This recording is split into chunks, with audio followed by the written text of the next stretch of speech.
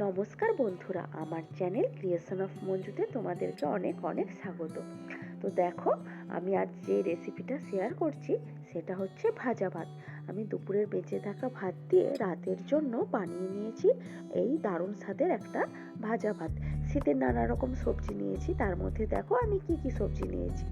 এখানে নিয়েছি দেখো ফুলকপি, তারপর পেঁয়াজ কলি, গাজর। কেউ চাইলে আরও অন্যান্য সবজি এর মধ্যে অ্যাড করতেই পারে, সেটা যে যার নিজস্ব অপশনাল। আমার কাছে আপাতত এটাই ছিল, তো এটা নিয়েছি। তো দেখো, এটা ছাড়াও আমি আরও কিছু নিয়েছি, যেটা হচ্ছে পেঁয়াজ কুচি, রসুন কুচি, কাঁচা লঙ্কা কুচি আর টমেটো কুচি। এগুলো আমি আপাতত কেটে রেখেছি, সমস্ত প্রিপারেশনটা নিয়ে রেখেছি। এবার এরপর আমি ভাজা ভাতটা বানাবো। আর এটার জন্য মেন ইনগ্রিডিয়েন্ট সেটা হলো তো এই ভাত। দুপুরে আমার বেঁচে থাকা এই ভাতটা দিয়ে আজকে আমি এই ডিনারটা বানাবো। আর নিয়েছি 2টো ডিম। তো চলো এবার আমি রান্নাটা শুরু করি। প্রথমে কড়াইতে তেল দিয়েছি। তেল দেওয়ার পর আমি এই যে সবজিগুলো কেটে রেখেছিলাম, এই ধরো ফুলকপি, গাজর আর পেঁয়াজ কলি, এগুলো ভেজে নেব। প্রথমে ফুলকপিটাই দিয়েছি, কারণ ফুলকপিটা একটু ভাজা হয়ে যাওয়ার পর তারপরে আমি পেঁয়াজ কলি আর গাজরটা দেবো। কারণ ওগুলো তো খুব ছোট করে কেটেছি, আর ফুলকপিটা তার থেকে একটু বড় আছে, সেই জন্য আমি আগে ফুলকপিটা দিয়েছি। তো এর মধ্যে একটু নুন আর হলুদ দিয়ে ভালো করে নেড়ে চেড়ে হালকা ভেজে নেওয়ার পর এখানে আমি গাজর আর পেঁয়াজ কলিটা দিয়ে দিয়েছি। এই ভাজা ভাত তো এমনি নর্মাল পেঁয়াজ আর ডিম দিয়েও করা যায়, আর অন্যান্য সময় তো আমি ধরো সেটাই করি। কিন্তু এখন যেহেতু শীতকালে নানা রকম সবজি পাওয়া যায়, তো ভাবলাম একটু সবজি অ্যাড করে দিই, এতে করে সবজিটাও খাওয়া হবে আর এই ভাজা ভাতের টেস্টটা আরও অনেকটা বেড়ে যাবে। তো তারপর ওই সবজিগুলো দেখো আমি ভেজে তুলে রাখার পর কড়াইতে একটু তেল দিয়ে আমি 2টো ডিম দিলাম ফাটিয়ে। 2টো ডিম ফেটিয়ে দেওয়ার পর আমি হালকা নুন দিয়েছি, দেওয়ার পর এটাকে হালকা করে ভেজে নিচ্ছি।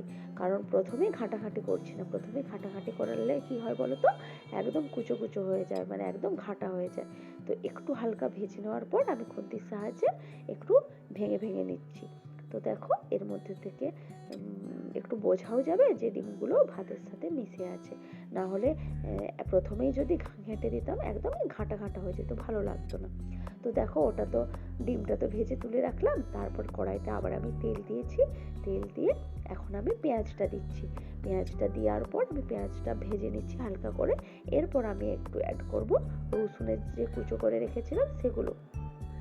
তো দেখো রসুনটা কুচি করে সেটা আমি ভাজছি।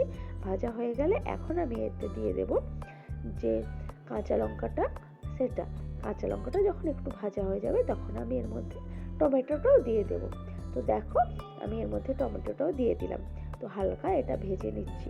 আর দেখো মানে এই রান্নাটা কিন্তু ভীষণই টেস্টফুল হয় এবং হেলদিও বটে। রিচ তো একদমই হয় না, কারণ আমি সমস্ত সবজি টবজি দিয়ে বানিয়েছি, তো হেলদি তো অবশ্যই। তো দেখো আমার দুপুরের বেঁচে থাকা ভাত দিয়ে কিন্তু এটা খুব সুন্দরভাবে আমরা বানিয়ে নিতে পারি। দেখো এখন আমি ভাত দিয়ে দিচ্ছি।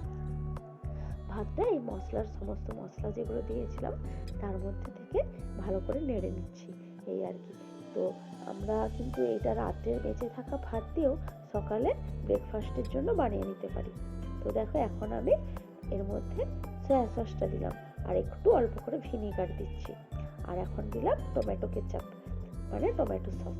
তো দেখো এর মধ্যে এগুলো ভালো করে নাড়িয়ে নাড়িয়ে ভেজে নিচ্ছি ভাতটাকে। হালকা হাতে একটু ভেজে নিচ্ছি।